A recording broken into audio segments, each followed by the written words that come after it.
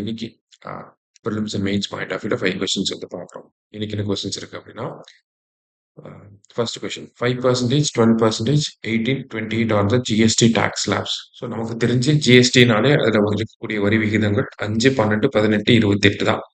அது கரெக்ட் தான். First statement correct தான். The new proposed tax slab is 5% and 18%. அதாவது மத்திய அமைச்சகம் என்ன பண்ணியிருக்காங்க அப்படின்னா, இந்த 12%, 28% வந்து ரிமூவ் பண்ண போறாங்க. அதுக்கான ப்ரொபோசல்ஸ் வந்து வந்திருக்கு. இன்னும் ஃபைனலைஸ் ஆகல. இப்பதான் ப்ரொபோஸ் பண்ணியிருக்காங்க. இந்த 12% இருக்கக்கூடிய டாக்ஸ் எல்லாத்தையுமே 5%ஆ மாத்த போறாங்க.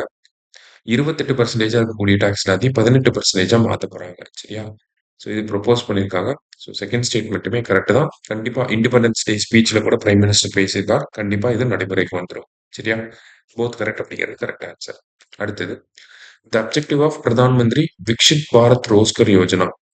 ஸோ இந்த திட்டத்தோட நோக்கம் என்ன அப்படின்னு சொல்லி பார்த்தீங்கன்னா, நமக்கு முறையா வேலைக்கு போறவங்களுக்கு 15,000 ரூபாய் இன்சென்டிவா கொடுக்க போறாங்க.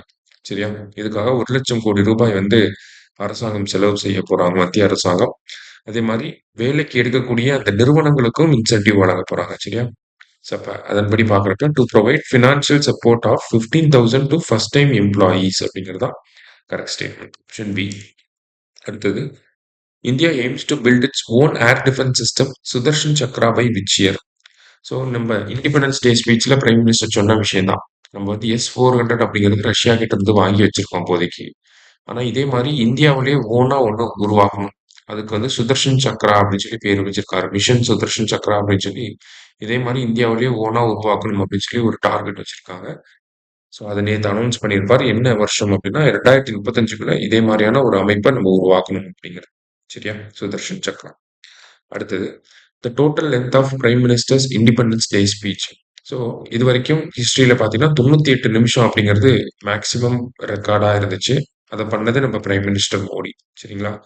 ஸோ நேற்று அவரோட ஸ்பீச் வந்து பார்த்தீங்கன்னா 103 நிமிஷம் இருந்திருக்கு.